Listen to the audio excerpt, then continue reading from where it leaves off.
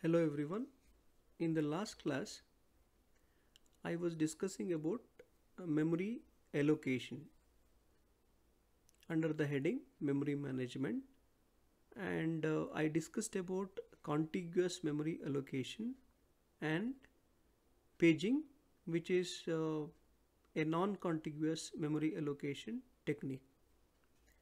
Now, before I proceed, let us recall what we had discussed about logical address and physical address.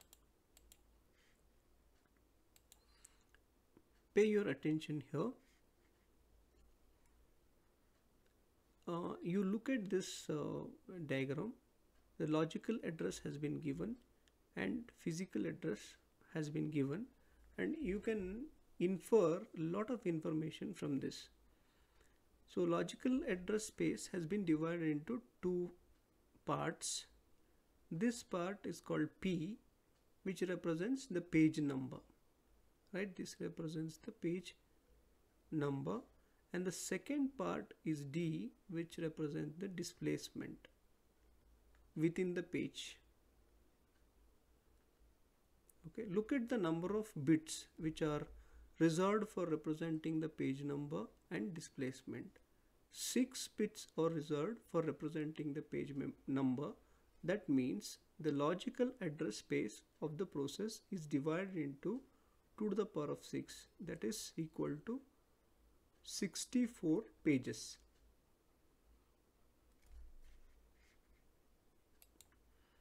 And each page has how many bytes? 2 to the power of 10. That is equal to 1024 bytes. Okay, so to accommodate 64 pages of the process, we need at least 64 frames.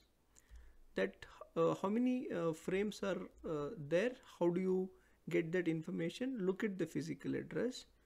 The first field of the physical address represents frame number. F, that is frame number. Okay, how many bits are used here? 6 bits. So therefore there are 64 frames in the main memory, right? So what is the capacity of the main memory? You can decide using this information. 64 into the page size. The page size is 1024. A frame size has to be same. Okay, so it is 64 into 1024, that is 64 KB is the size of the main memory. Okay, so this D is used as it is in the physical address. Look at the page table, which represents where pages are actually located in the main memory. Because this binary value represents 1 and it is used to index into this page table, at 1 we have some information that is nothing but the frame number. So frame number in this case is 6. Okay, so that frame number is taken as it is for the physical address and it is appended with the displacement present in the logical address. This is how we construct the physical address. So you will have to remember this carefully. So what user looks at,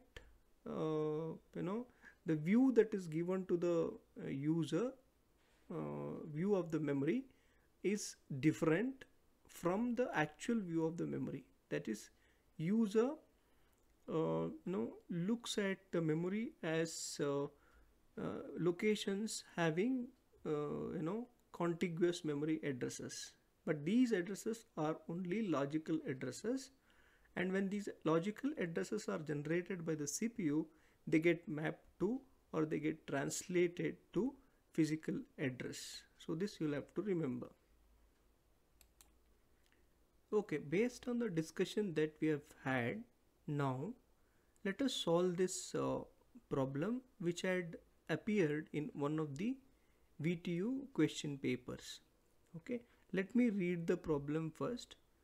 For a 32-byte memory, that means he is talking about the size of the main memory, 32 bytes with 4-byte pages. So how many frames have to be there in the main memory? 8 frames. Each frame can hold 4 bytes or a page. So therefore there has to be 8 frames. That's what I have shown here in this diagram. I have shown 8 frames and a process being 16 bytes. That means the logical address space of the process is 16 bytes. Okay, so the logical address space looks like this. Okay, so each page is of size 4 bytes, so there will be 4 pages. So total logical address space is going to be of size 16 bytes. Okay, so this is page 0, 1, 2 and 3. But where these pages are actually present, this is how logical address space of the process looks like. Now where these pages are present, these pages are, let us assume that page 1, you can arbitrarily choose the frames. So no information is given about that in the problems, therefore you can arbitrarily choose the frames. I have put the pages like this.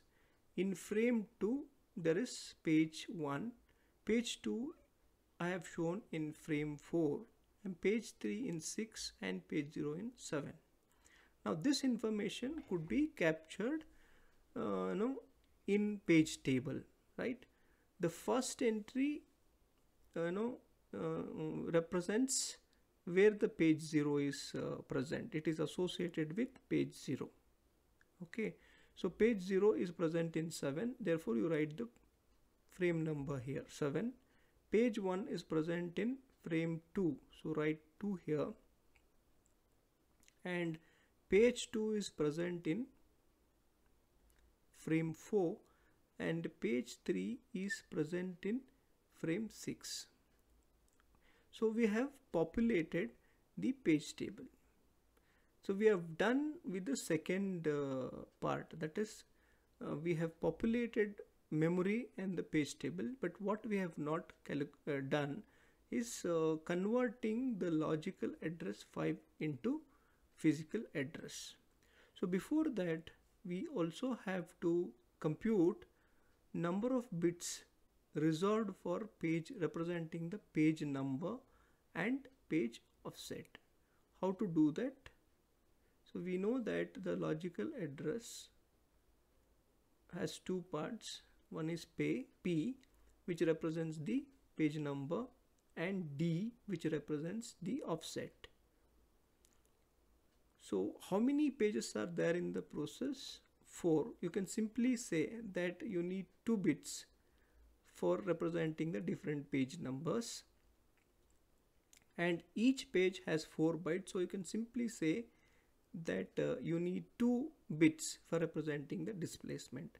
The other way of finding out number of bits required for representing the page number and number of bits required for representing the displacement within the page is is like representing the total logical address space in this form, 2 to the power of m form. Okay, so total logical address space is of size 16 bytes, which can be represented as 2 to the power of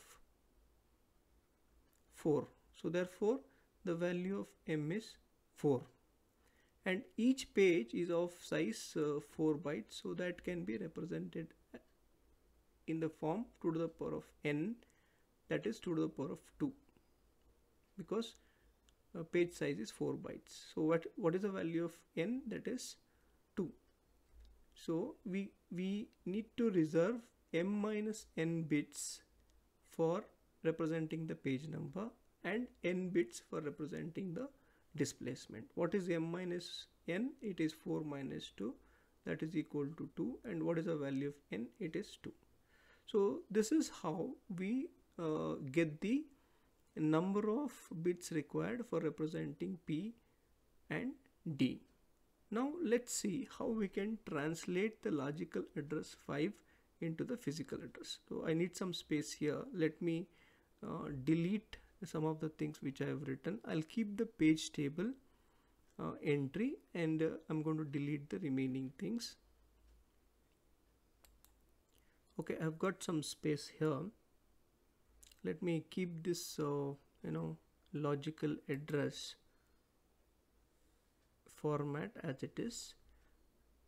Now we have to translate 5. Okay, very sorry.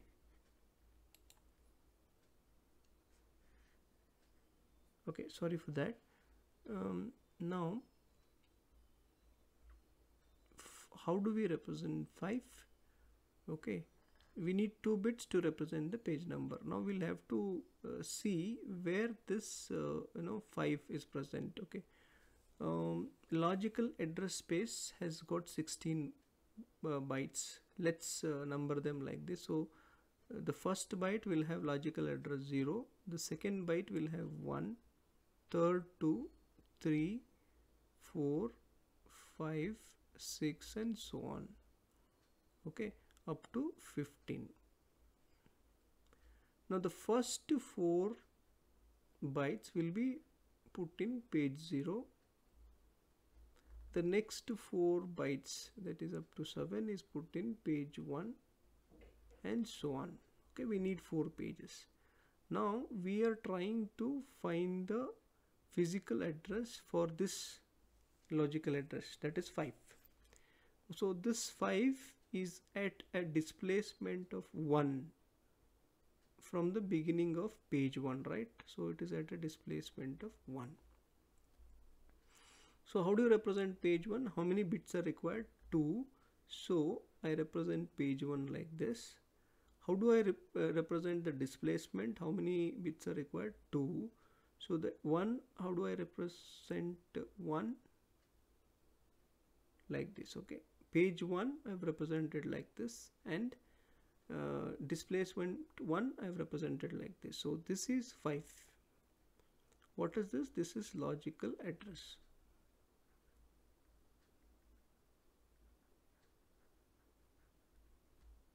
Okay, so this is a logical address.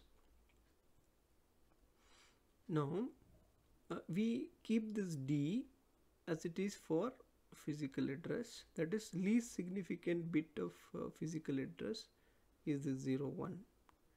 Now what is the most significant bits of physical address? That we will get from the page table. Okay, we have to use this value to index into the page table.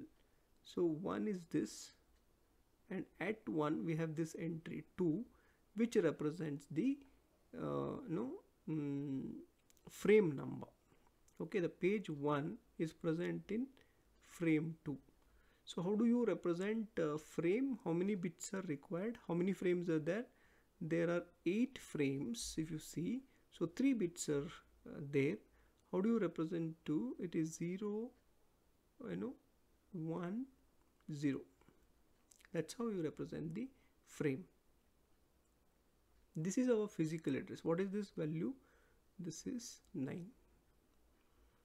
This is our physical address. What is the other way of getting this? What is the frame number? Frame number is 2. Each frame holds 4 bytes of data. So you have to multiply it by 4 plus what is the displacement? Displacement is 1. That is equal to 8 plus 1, that is 9. This we had discussed in the last class. Okay, so this becomes our physical address. see what is there at 9. If you start from here, it's okay. The address of the first location in page in the second frame is 4, that is first 1, it is represented as 1, and in this frame what is the address of the first location? It is 8. At 8 what is present? At 8 the data or instruction corresponding to logical address 4 is present at 8, and at 9 what is present? The data or instruction corresponding to logical address 5 is present here. Okay, so that is the displacement within the page. At 0 displacement what is present? The data or instruction corresponding to physical address 8 or logical address 4 is present. Okay, what is present at 9? The data or instruction corresponding to physical address 9 or logical address 5 is present. Okay, so this is how we translate the logical address into the physical address. Okay, we are done computing number of bits required for representing P and D, and we are also done translating the logical address given into physical address. Okay, let's look at another numerical example, and this question I have taken from one of the previous year's question paper. What I am talking about here is related to concept contiguous memory allocation. Okay, so further under this what is considered is variable size partitions. How did I get it? So if you see this,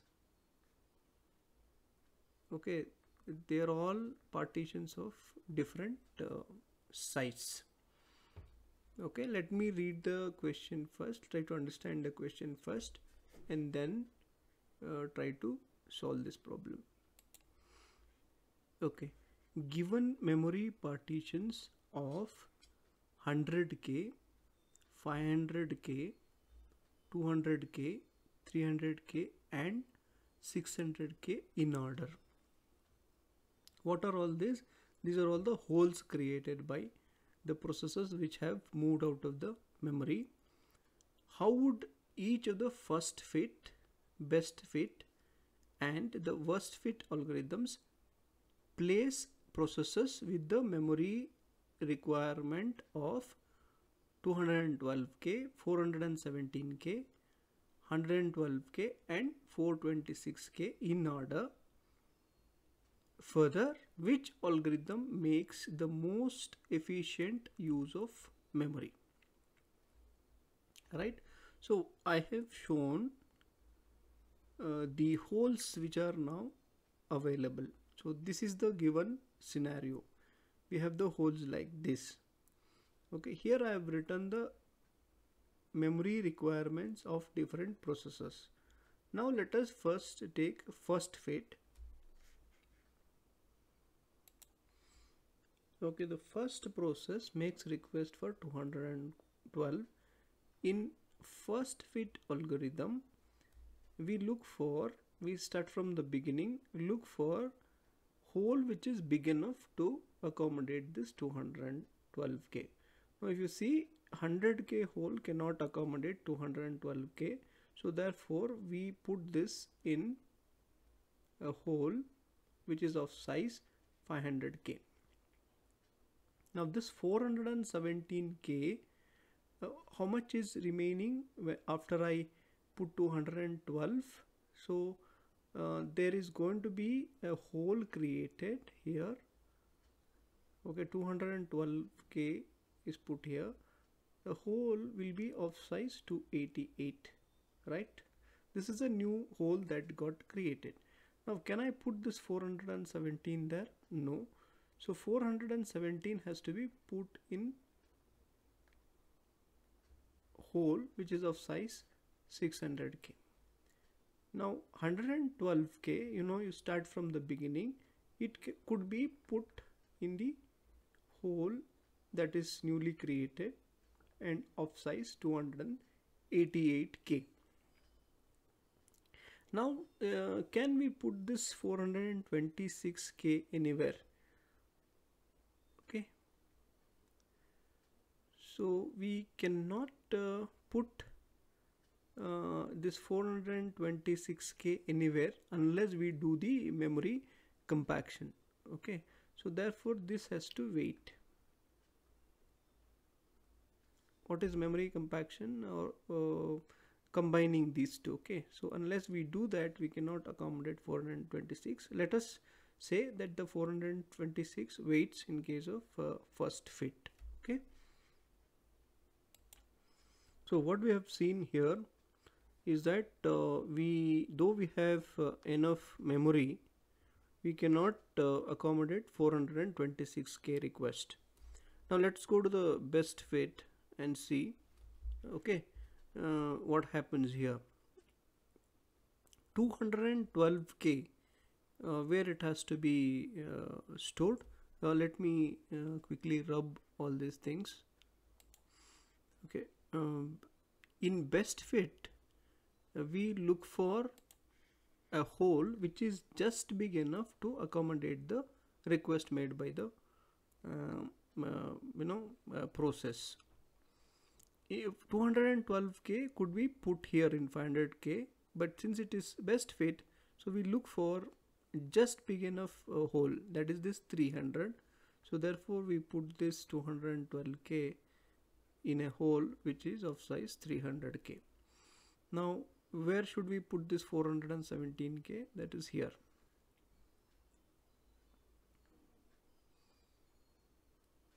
I'm sorry, see, not here. 417K. What is the hole that is just big enough to put this 417K? That is this 500K. Okay, we put it in the hole which is just big enough, so we put it in 500K. Right, so that is over. Now where should we put 112K? Which hole is just big enough to store this? That is this 200K. So we put it here, 200K. So now we are left with this 600K hole which can be used to accommodate this 426K.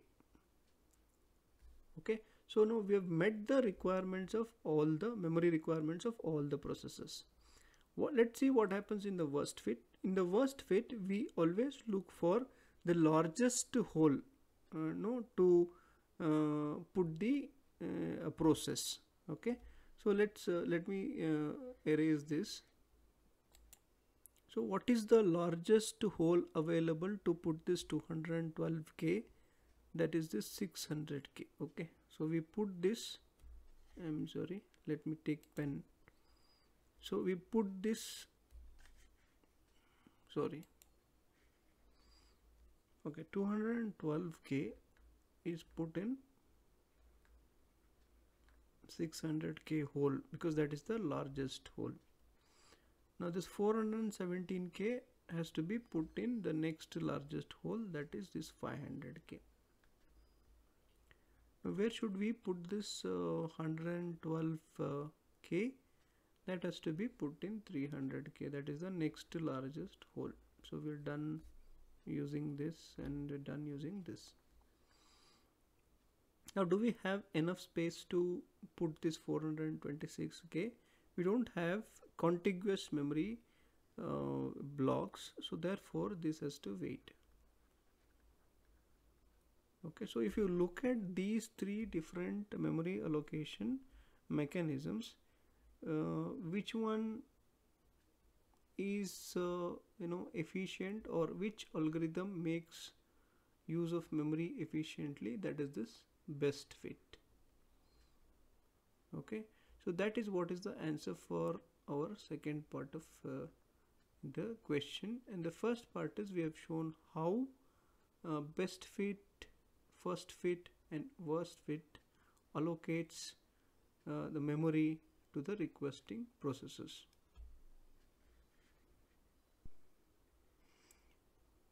Okay, we have discussed about paging, and this paging removes the problem of the compaction, memory compaction. Let's see whether this paging has any issue or not. Let us consider a scenario. Page size is considered to be 2K. Okay, 2048 bytes, and let's consider a process of size 72,766 bytes, which is little more than 70K. So this process is making a request to get into the memory. Now the logical address space of the process is this. So this process has to be divided into how many pages? Now that we will have to calculate. Now each page is of a size 2K. That means we at least need 35 pages to accommodate 70K. But the requirement of this process is little higher than this 70K. So therefore we need 36 pages, or we can say that the logical address space of the process is divided into 36 pages, and these 36 pages are brought from the hard disk and loaded into different frames in the main memory. Okay, so we need 36 pages. How much is that? 36 into 2K. If you calculate that, that will be 73,728, which is little more than what the process wanted, right? So in the last page, how much memory is going to be wasted? That is the 73,728 minus 72,766. That is equal to approximately 962. So much is the memory wasted in the last page. So therefore, which is internal to the page. So therefore, we say that the internal fragmentation still exists. But the problem is not so much as we had seen in case of fixed size partition approach for contiguous memory allocation. So that's the advantage of paging, but paging suffers from internal fragmentation that you have to keep in mind. So that there is no way of avoiding this, but paging help us to keep more number of processes in the memory, and thereby the degree of multiprogramming is better, and the throughput will be better, or the performance of the system will be better.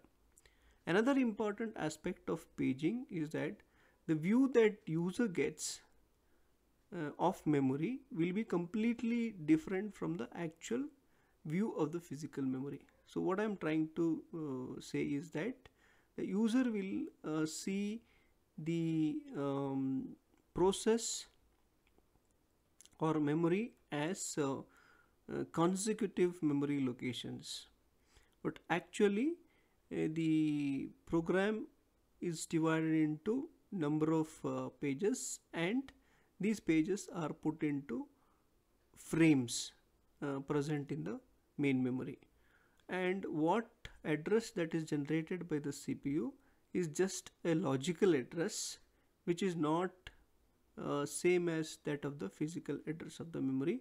There has to be a translator who translates this logical address into physical address, and that is done by the memory management unit. Okay, so this is what we have discussed about paging. Now let's see what is the hardware support that operating system gets to realize this paging.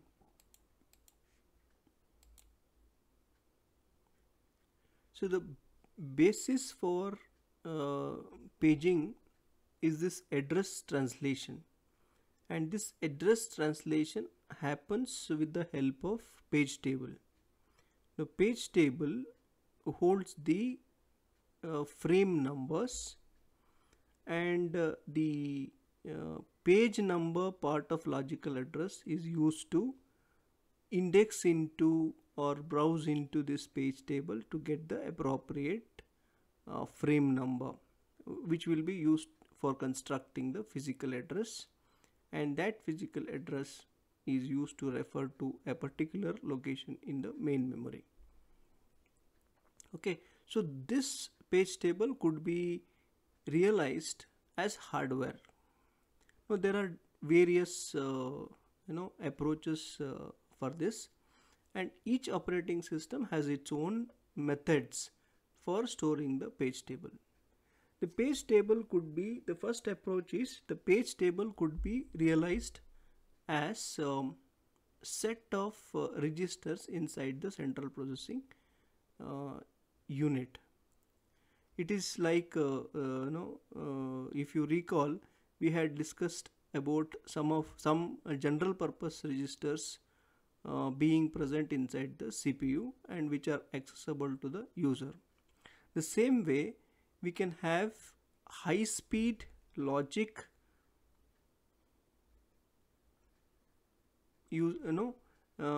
registers, that is, you can realize these registers using high speed logic and use these registers, set of registers, as page table. When the dispatcher selects a particular process for execution, this page table or these registers are loaded with appropriate values by the operating system, and these registers could be accessed only by operating system, not by the user. Okay, so this approach is okay when the size of the page table is less. That means this kind of approach is used if the page table is having a smaller size. What if the page table is very large? So in that case, we cannot use this approach. So there is another approach which is used in that case, that is, you can have one single register inside the memory. Okay, you can call that register as page table base register.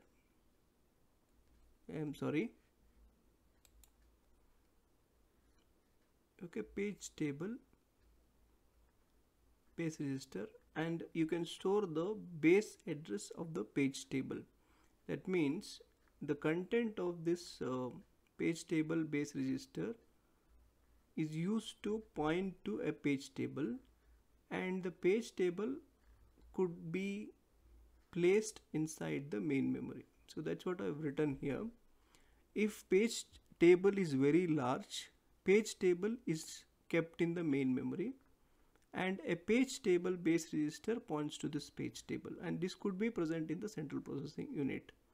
So this is the only hardware support that operating system gets in this case. Okay, now what happens is, now we use the content of page table base register to refer to a place in the memory, main memory, to get the frame number, appropriate frame number from the page table. That is, when you are trying to access a particular memory location, you would use the logical address generated by the CPU, and a page number part of it is used,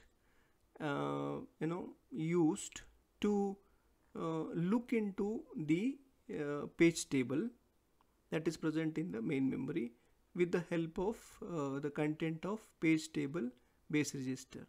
And once you get the frame number, that is used to again access the main memory. This frame number plus the displacement gives us the physical address of the particular location, and you can access the instruction or data from the main memory. So you are approaching the main memory twice. That is, one to actually get the page table, read the content of the page table, which gives us the frame number, and second time to get the actual instruction or data that we are looking for from a particular memory location.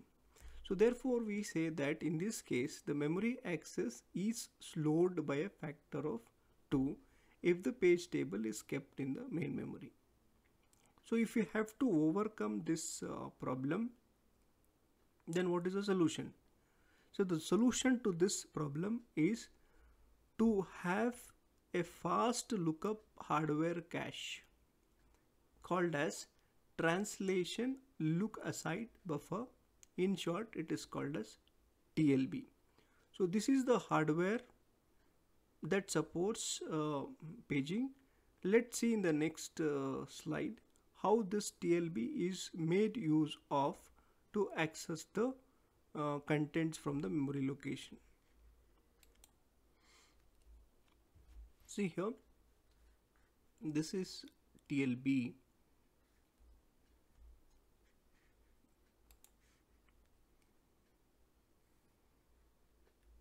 Okay, so this is a high speed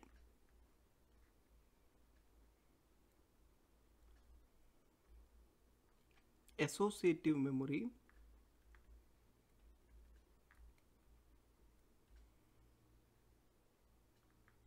So what is this associative memory? That is this when this page number is presented for searching in the TLB. So this page number is compared with all the entries in the first column at once. And if match is found, the corresponding frame number is given to the operating system for further computation of physical address.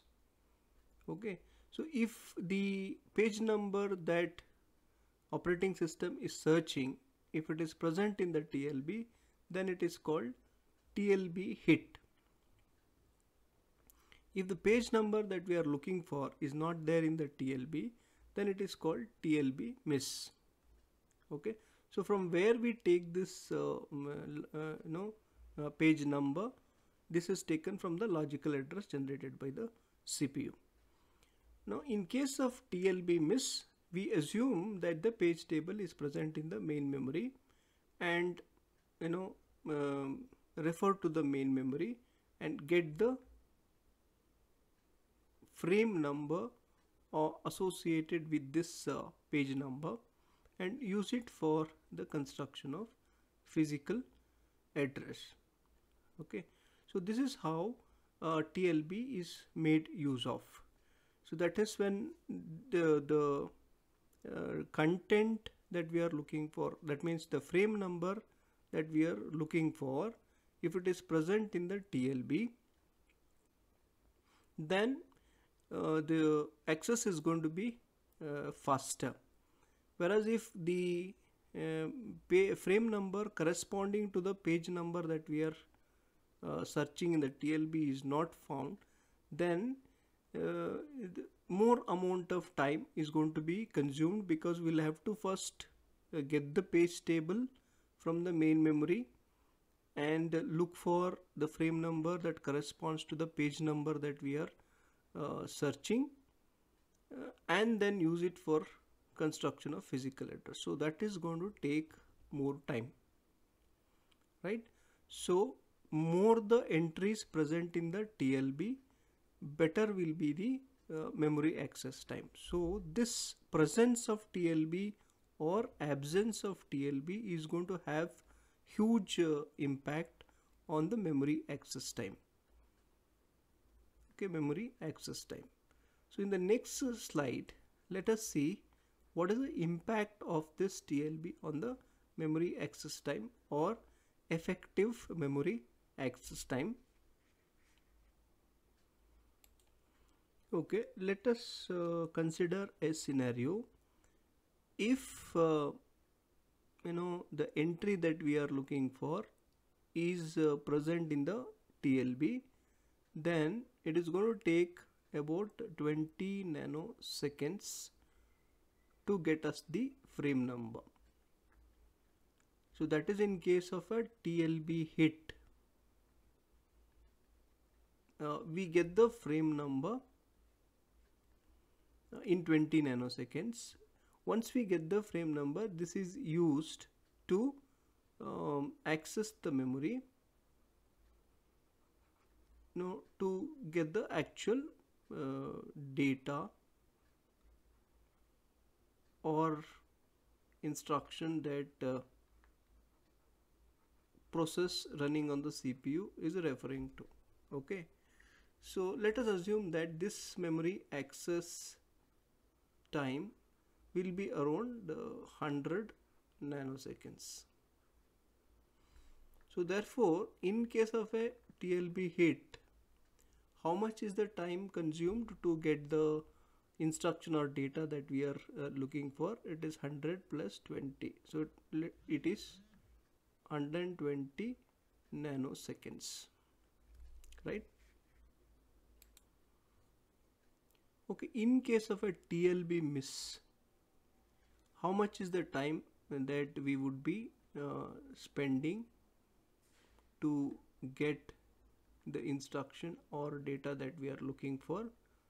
20 nanoseconds to search in the TLB. Then we will come to know that the entry that we are looking for is not there in the TLB.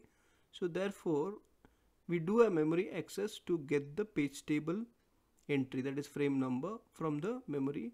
So that is going to take 100 nanoseconds.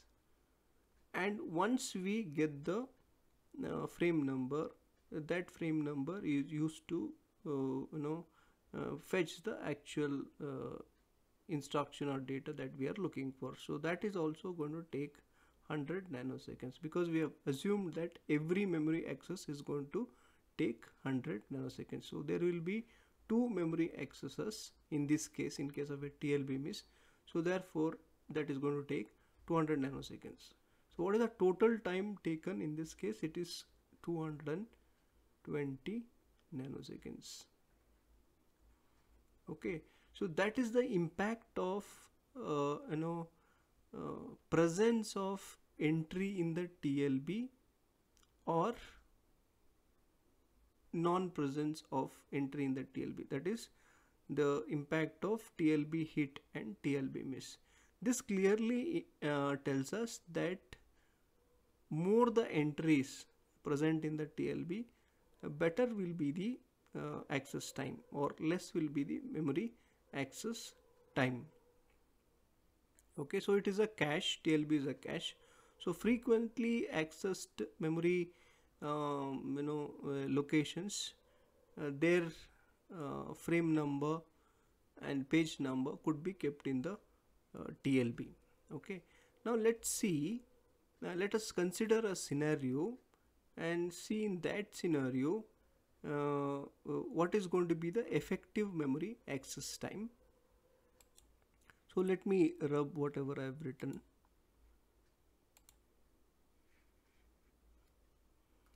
Okay, now let's consider that our TLB hit ratio, we call it as hit ratio,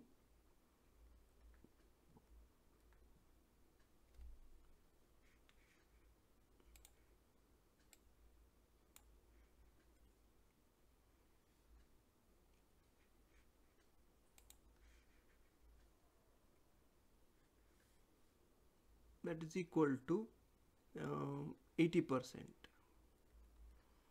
which means that 80% of the time we are going to get the frame number from the TLB. So what is a TLB miss ratio? That is 20%. How do we calculate now the effective memory access time? So effective memory access time is equal to 0.8 multiplied by, if there is a TLB hit. So what is the amount of time that we take to fetch the instruction or data from the memory? That is 120 nanoseconds. That was the example that we took, or the value that we took. So for 20% of the time, that is 0.2 into how much is the time taken? In this case, 220 nanoseconds. So if you do this computation, I think you will get around 140 nanoseconds. Okay, so the effective memory access time depends on this TLB hit ratio. If the TLB hit ratio is 80%, then it is going to be 140 nanoseconds. So there will be 40% delay in getting the required information from the main memory.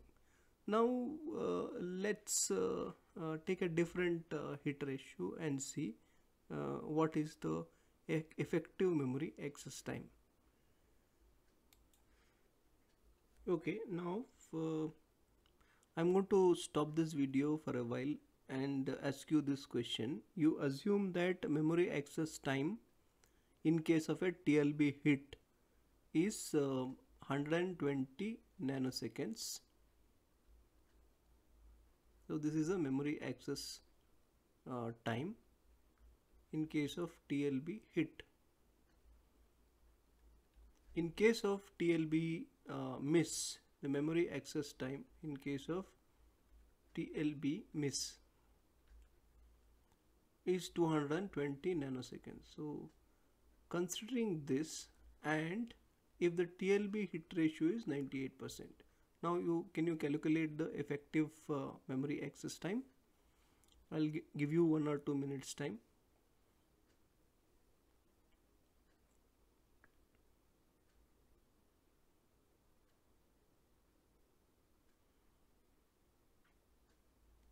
Okay, what is the effective memory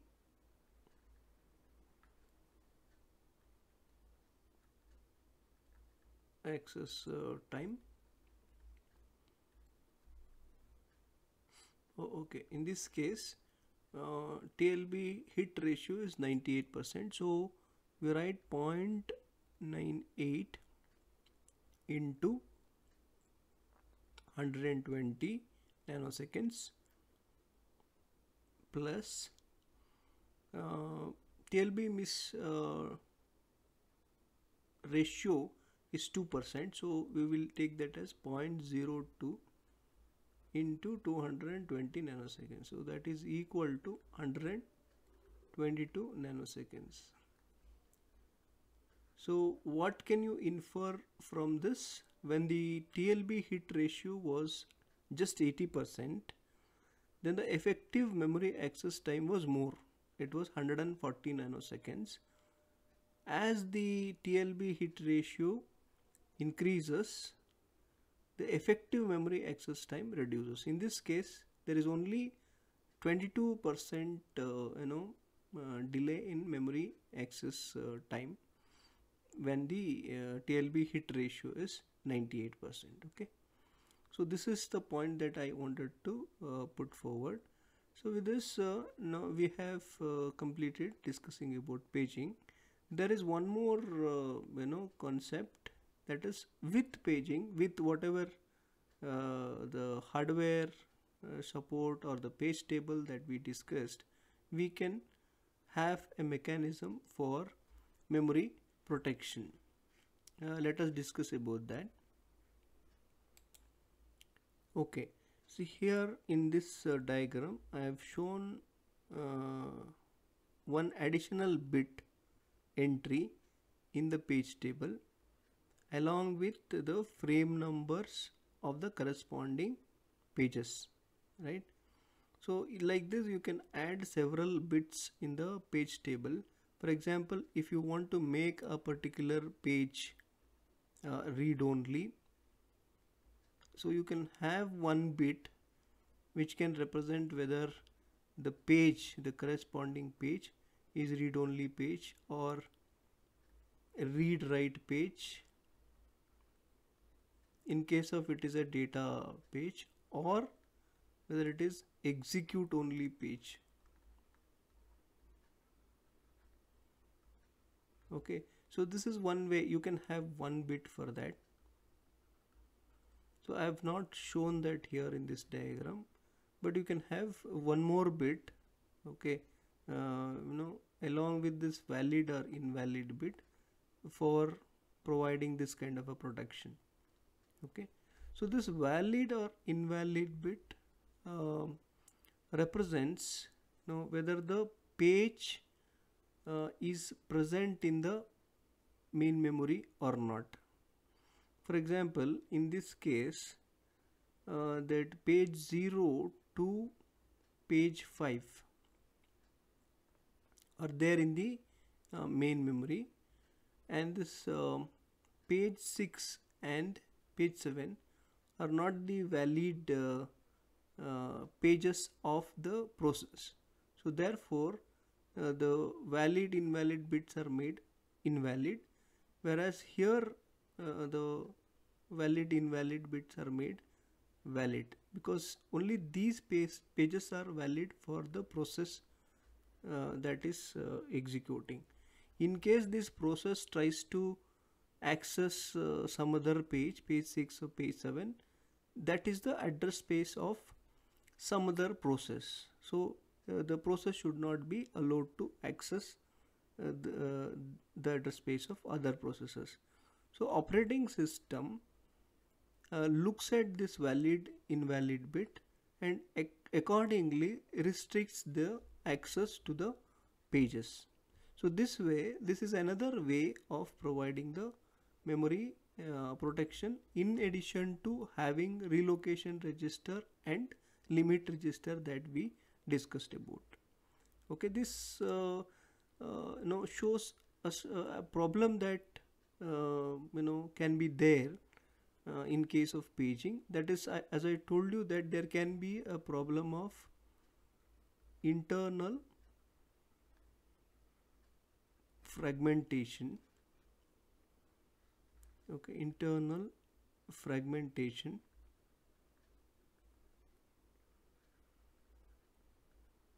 in the last page. For example, here after 10,468 to 12,287, these are the addresses which are not supposed to be used by the process, because its memory requirement is only this much. Okay, but there is no way of ensuring this, because page 5, the valid invalid bit of page that is corresponds to page 5 is valid. So therefore these addresses are also allowed to access by the process P. Okay, so this is a problem that we face due to internal fragmentation. We end up allotting more space in the last page of the process. I think I've discussed everything about paging. I'm running out of time. Let me stop my discussion here. I am going to continue my discussion on another approach, which is also non-contiguous memory allocation approach in the next class. Okay, thank you very much.